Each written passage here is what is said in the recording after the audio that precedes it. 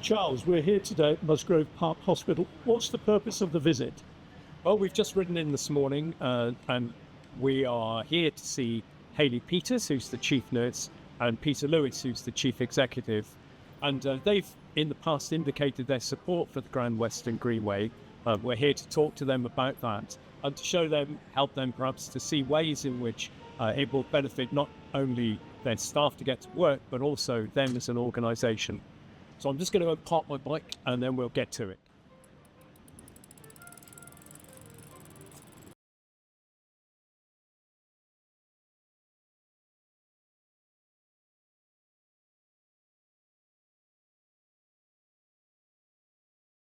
Hayley, thank you for giving up some time today.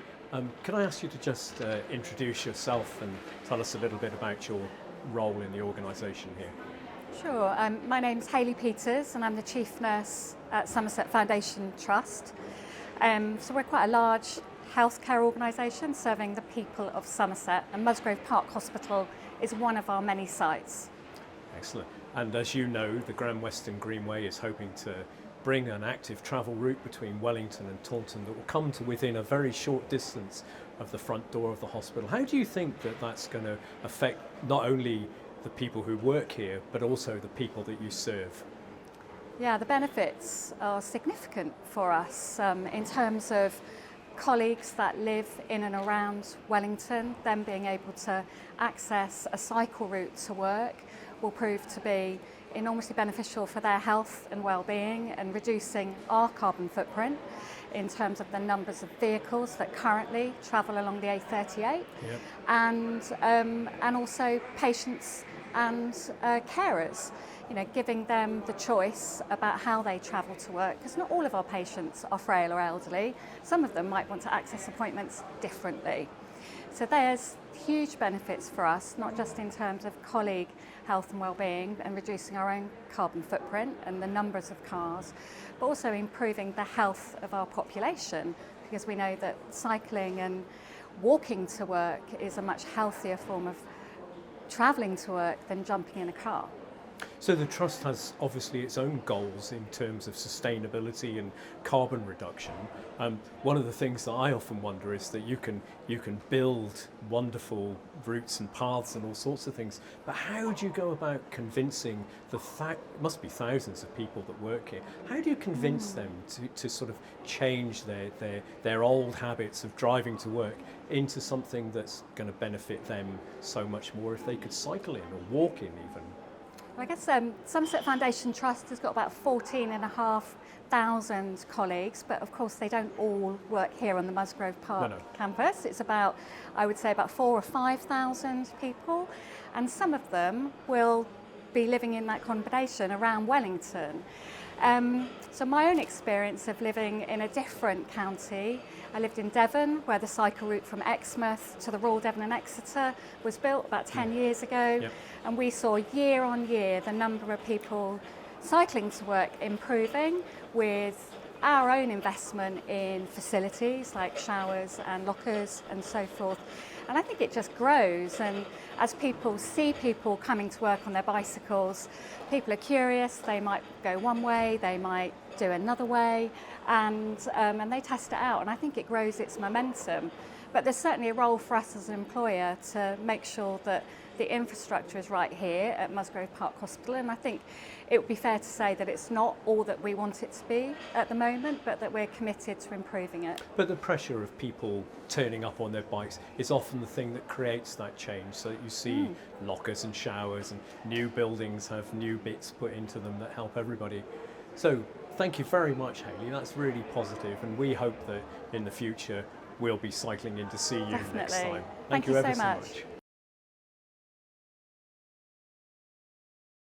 Peter, perhaps you'd introduce yourself for us. Thank you. Yeah, hello, Peter Lewis, Chief Executive at Somerset Foundation Trust. We provide acute care, community care, mental health care, and care in some GP practices across the whole of the county of Somerset. Thank you for giving up some time to be with us today. It's very good of you, busy as you are, to talk about the Grand Western Greenway, which is a piece of infrastructure for active travellers that's going to come from Wellington to within a very short distance of your front door. How do you think that that's going to affect you and your organisation and the people that you serve as well? Well, I think that's just it. There are two really important things here. An opportunity for a group of our colleagues who work at Musgrove Park, but also other places in Taunton, to travel into work without using their car, whether they can cycle, whether they can walk using the Greenway. We know that a lot of people cycle anyway, but that A38 is a very busy road and it would be better to give an alternative. But also there's a real opportunity here for people generally in the population to use that facility and that infrastructure, as you say, for the benefit of their health. We know that exercising, whether that's cycling, whether that's walking, has a real benefit on people's health. And from our point of view, we want to help people remain healthy for as long as they can, because if they remain healthy, we don't then have to provide some of the care that we have to provide when they get sick. So it's really important for us to be supporting it from a population health perspective, not just for our colleagues. And for your colleagues as well. I mean, it would influence their health, which must be an issue that's constantly in your mind. You know, people who are sick aren't able to come into work, and seeing their general health improve must be a real positive for you. Without a doubt, and we very much want our colleagues to stay healthy. We know if we have healthy colleagues, they're more likely to be much more engaged with what they're doing at work and provide a better service to patients as well. So yes, all round, we think this is a really great opportunity. Do you see a role for social prescribing in which people are able to incorporate using this type of facility into patient care as being something that's realistic and practical? Well, and I think some of it is about the opportunity, isn't it? Because we can advise patients about what they should do in terms of taking exercise, but often the availability of the facility or the opportunity is what's missing. So something like this, that the more people that use it, the more people that talk about it, the more likely we are to get other people using it as well. So definitely having that available, giving the opportunity for people is more likely to make it happen and make it a realistic thing for us to advise people to do, definitely. The NHS as an organisation is always struggling under financial pressures. The Department for Transport reckons there's a real benefit to be had from building active travel infrastructure, huge return on that, and that must be something that you might think about from day to day. Oh, if we can help people stay healthier for longer, we know that has an impact. As the NHS, we are here for people when they get sick, but clearly it's really difficult to keep up with that. And the more people that become sick, the harder it is for us to respond. So actually, that investment in prevention, essentially, and enabling people to stay healthy is really important, because it really helps us make the best use of the resources that we've got as well.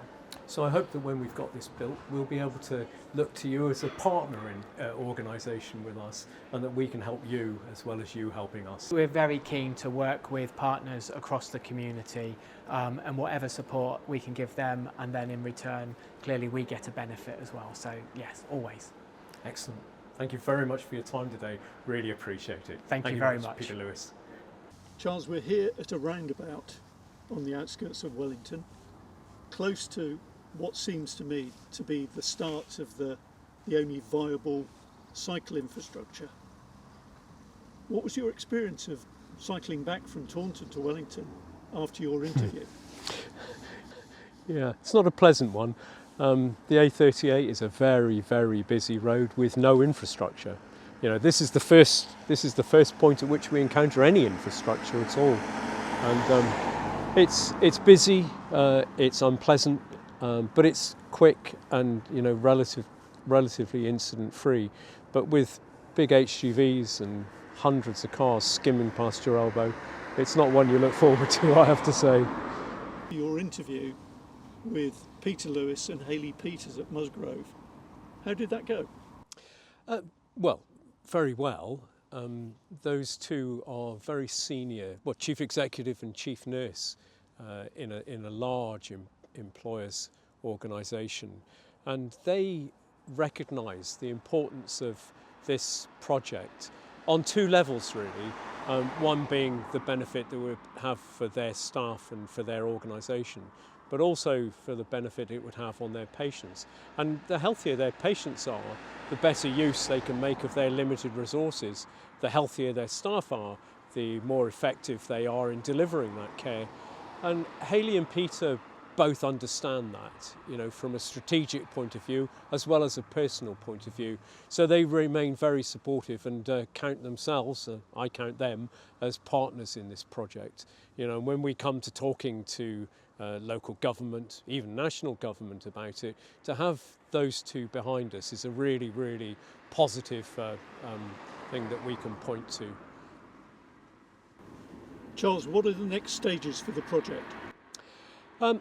Well, we've sort of sketched out the project as we think it should be. We're doing a piece of work to sort of put a lot more layers onto it. But I suppose once we know the route more clearly, the next stage is to talk in more depth with more landowners, the people who, you know, we'll share the land with to actually get from one end to the other. And the more landowners we have on board, then the easier it becomes. I mean, it's probably one of the trickiest parts of any project like this. But laying the groundwork, looking at the environmental studies, the engineering problems and you know, road crossings and rail crossings and all that sort of stuff is where we are at the moment. And getting that done over the next few months is really our biggest goal. And you know, the people that have financed that have been the local communities. You know, Taunton and Wellington town councils have funded that, and we're very grateful to them for doing it. Who are the other key stakeholders for this, Charles? Well, the biggest part of local government, the people with the responsibility for travel infrastructure are the county councils, and Somerset Council is obviously the ones we look to for the time when it comes to approaching national organisations for funding. Funding will always come from the Department for Transport through Active Travel England, but we can't just walk up and knock on their door. You know, we need our partners in Somerset Council to work closely with us to develop those relationships. And the general public as well are the people that you know, they're the people who pay the rates that fund local government. So having them on board as well is a really important part of my day-to-day work on the project. Good luck, Charles, with the next stages in the project. Presumably you'll be keeping the website updated with the next moves and what's going on? Yep, we have a long mailing list and we also have a growing membership of our CIC, and I blog once a month which goes out on our website and gets emailed to people. So watch this space.